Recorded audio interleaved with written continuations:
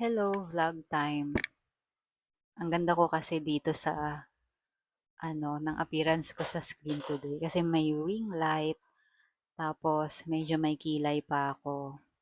Tapos medyo may konti pa akong lipstick, tapos mamaya kakain ako ng ice cream.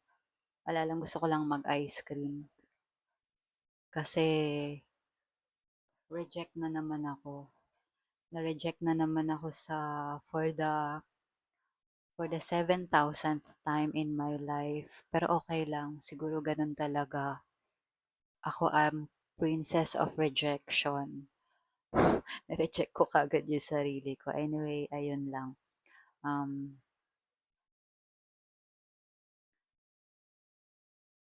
ano ba? Wala, kasi maganda lang ako dito sa screen today. Tapos ang ganda ng ilaw. Nakikita niyo ba yung ring light sa mata ko?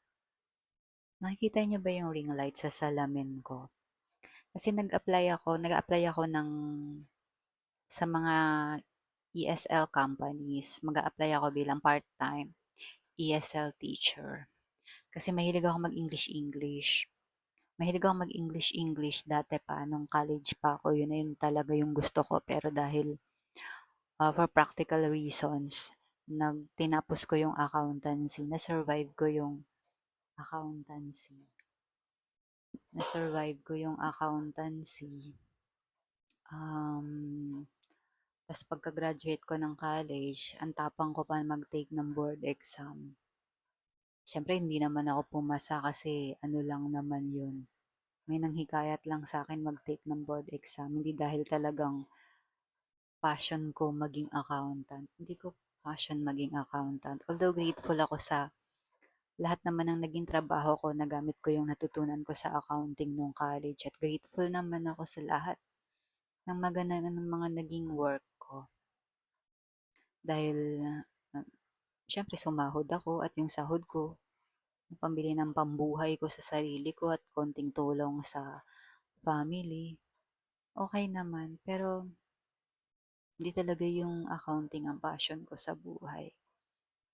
Hindi ko rin naman talaga alam kung ano talaga yung profession na gusto ko. Ngayon ko lang na-realize na hindi ko naman talaga pangarap magkaroon ng career. Hindi ko naman talaga gusto na maging successful sa corporate or maging CEO someday. Hindi na. Gusto ko lang simple, payapa, tahimik na buhay na masaya ako. Anyway, so yun, nag-apply ako sa mga ESL companies at kaninang umaga yun yung unang-unang demo lesson na na-attenan ko sa isang medyo established na siya na ESL company, parang Japanese yung mother company niya. Hindi ko na nababanggitin din kasi hindi masyadong maganda yung naging experience ko dun sa nag-assess sa akin ng demo lesson. Hindi ko naman idadamay yung buong company. Siguro yun lang particular na tao na yun lang. Naging hindi maganda yung experience ko. So, yun yung unang-unang demo lesson na inatenan ko. So, nung nag-apply ako sa website nila, nag-fill ako ng form, nag-send ng mga requirements, kung ano-ano ganyan. Medyo maraming hiningi. Um, mga picture ng device, specs ng device, pati ng headset, pati ng speed test, basta madami. Medyo mahaba-haba ng konti yung process ng application. Tapos bibigyan ka ng ayun, mga test, English test, grammar test, mga ganyan. Tapos huli nga itong demo lesson. Pero bago ka makaabot dun sa demo lesson, meron kang pag-aaralan, send na video, papanoorin mo yon. Medyo mahaba-haba yung video, parang around 30 minutes din. Tapos may quiz after ng video, ipapasa mo din yung quiz bago ka mag-schedule ng lesson. Tapos ito na nga yung kaninang umaga, yung demo lesson na yung assessor o trainer, nag-pretend siya na Japanese student. Tapos ayun, bungad pa lang niya dun sa classroom, parang medyo ano na siya, mainit na yung ulo niya. Siguro ano lang, nagpe-pretend siya na estudyanteng ano, hindi feel pumasok sa school. Kunyari ganun siya, medyo grumpy siya. Tapos nung time na bibigay na siya ng feedback dun sa demo na ginawa ko na lesson, ang parang ayun, galit na siya. Ah, Basta hindi maganda yung tono ng pakikipag-usap niya sa isang applicant para sa akin, which is para sa akin hindi tama. Kasi bakit kailangang ituring ng isang empleyado, yung isang applicant, ng yung way ng pakikipag-usap niya napaka-disrespectful. So, hindi ko na tinuloy yung pagsasalita niya, kinat ko na siya at sabi ko hindi na, paki-cancel na lang yung application ko. Kasi napaka-disrespectful niyang makipag-usap sa akin. Hindi na ako comfortable. Alam mo yung para siyang galit na teacher na nauubusan na ng pasensya sa isang bata. Ganon siya makipag-usap sa akin.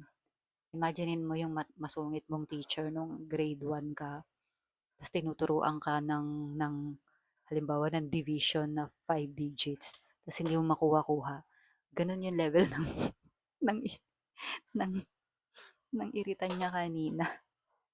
Natatawa na lang ako pero kanina kasi medyo naging ano din ako. Siguro napatulan ko siya. Well, hindi sa pinatulan, pero siguro lang sabihin na natin, I stood up for myself and I will not allow people to treat me like that ever again. Hindi, kasi hindi tama yun eh. Yes, applicant ako, nangangailangan ako ng trabaho, pero hindi reason yun para i-treat nila ako ng ganun. Napakaraming applicants um, na naghahanap ng remote work, 'di ba? At hindi natin alam kasi kung ano yung mga pinagdaraanan nila sa mga buhay nila. Hindi ko rin alam kung ano yung pinagdadaanan ni ate sa buhay niya, kung bakit napakasungit niya sa ganong kaagang araw. At ayoko rin naman siyang i-judge. At hindi ko rin naman din gina-judge yung company dahil hindi naman siya yung buong company, nire-represent lang siya. Pero sinabi ko na paki-cancel na lang po yung application ko at hindi ko na itutuloy yung pag-a-apply ko sa kumpanya nila. Sinend ko yun dun sa Microsoft Teams GC na may kasamang admin. Ilan ba sila? Parang mga 8 tao ata yung nandun. At nag-apologize naman at nag-reply yung isang admin at nag-apologize siya at nag-thank you sa feedback na binigay ko. At ayun daw, gagamitin daw nila yun to evaluate yung process nila, ganyan-ganyan. So, ah, ayun, pinatulan ko yung ganong attitude. Pero hindi ko naman pinagsisihan. Kasi nga, like I said, I stood up for myself. And I believe hindi tama yun. Kasi lagi na ako naka-encounter ng ganun. Like 2 years ago pa na naghahanap ako ng remote work. Pero wala namang ganong kasungit. Ito yung pinakang masungit so far. Medyo ano lang, hindi ganun ka-friendly yung mga Filipino recruiters compared sa mga foreigners na HR na ang babait ng mga foreigners na nakakausap ko noon pag dumadaan ako sa mga interview, pag nag apply ako sa mga remote jobs. So far medyo mga Pilipino talaga. Hindi ko alam kung bakit kailangan nilang mag mag mag-project ng ganong image na magkaroon ng takot sa kanila or ito yung level nila, tapos ito yung applicant. Hindi ko alam kung bakit ganon. So, kaya lagi kong iniisip, if ako yung nandun sa position ng recruiter, I will do my best na na na na, na malabas ko yung skills ng tao at yung talent ng tao na para ma-identify ko kung match talaga siya dun sa job or mai-improve pa niya. Ayun, if I was the recruiter but hindi ako yung recruiter eh. So, yun lang. Siguro nga, sila ay mga tao din na may pinagdadaanan tulad natin. Yun lang. Nadadala nila yun sa trabaho nila at na ipapasa din kung paano sila makipag-usap sa mga applicants. So, ayun lang yung aking experience for today sa paghahanap ng mga online job as an ESL teacher. So, itutuloy ko ba? After siguro nitong huling interview ko, stop muna, pahinga muna ako kasi medyo napagod ako, na-stress ako. Parang feeling ko naubos yung energy ko. Yun lang. Hindi ko naman na i-share kung ano yung company na yun. Mahirap na baka sabihin.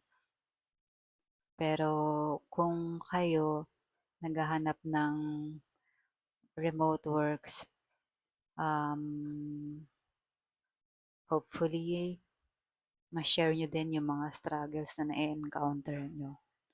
Kasi medyo mahirap talaga. Hirap maghanap ng ano ngayon, ng remote na trabaho. Kasi halos lahat, yun yung gusto. Lalo na yung mga nakatira sa malayo at yung mga karamihan mga nanay na nasa bahay, nag-aalaga ng mga baby, yan. Sila yung mga naghahanap ng ganun. At lalo na yung mga katulad kong pagod na.